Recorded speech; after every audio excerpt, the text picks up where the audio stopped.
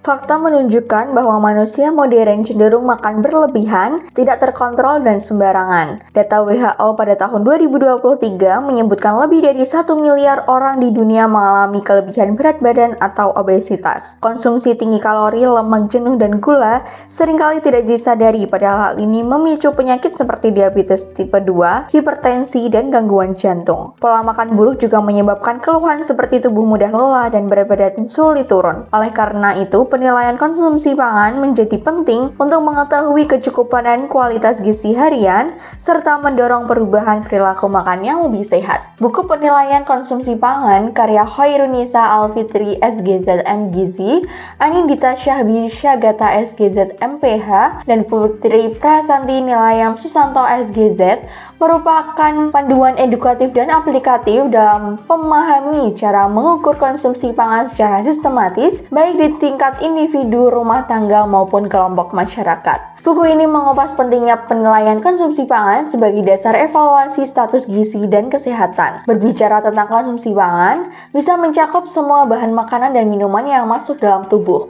Konsumsi pangan merupakan indikator tidak langsung dari status gizi seseorang. Penilaian ini tidak hanya berguna untuk mengetahui apakah asupan zat gizi mencukupi, tetapi juga memprediksi dampak jangka panjang terhadap kondisi kesehatan. Di dalam buku ini juga akan mengupas metode 24-hour food recall. Metode ini tergolong murah dan cepat. Ada pula metode Food Frequency Questionnaire atau FFQ yang mengevaluasi kebiasaan konsumsi pangan dalam periode tertentu dengan dua jenis pendekatan, yaitu kualitatif sering digunakan untuk menilai pola makan jangka panjang dan semi kuantitatif yang unggul untuk menghitung asupan gizi harian secara lebih spesifik. Buku penilaian konsumsi pangan juga akan mengupas metode dietary history yang bertujuan menggambarkan riwayat makan seseorang dalam kurun waktu tertentu melalui wawancara mendalam dan divalidasi dengan data food recall.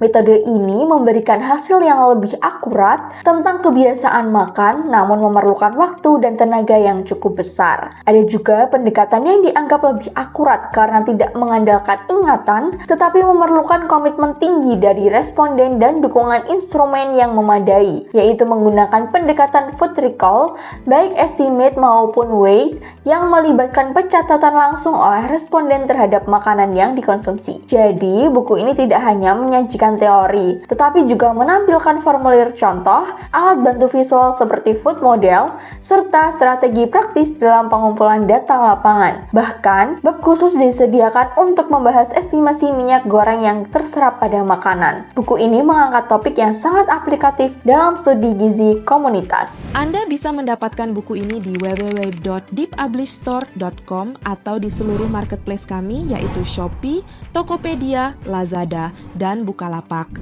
Selalu support channel kami dengan cara like dan subscribe. Jika video ini bermanfaat untuk Anda, jangan lupa share ke orang sekitar Anda.